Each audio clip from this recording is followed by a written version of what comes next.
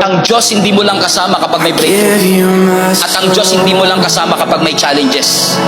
Kahit sa gitna ng mountaintop at valley low, nandun si Lord. Kasama mo ang Diyos pag na-promote ka. Kasama mo ang Diyos pag nawalan ka ng trabaho. Pero yung araw-araw kang pumapasok sa trabaho, kasama mo pa rin ang Panginoon. Hindi lang natin na-appreciate kasi yun ang ordinary. Marami sa atin nagsisimba para magpasalamat. Grabe ginawa ng Diyos. At marami rin nagsisimba para may matinding gawin ang Diyos.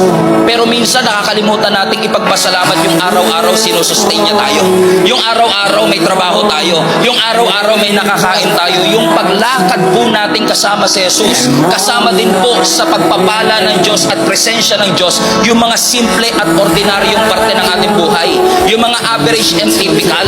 Yung simpleng pagsikat ng araw, kasama mo ang Panginoon. Yung simpleng paghinga mo every second, kasama mo ang ating Panginoon.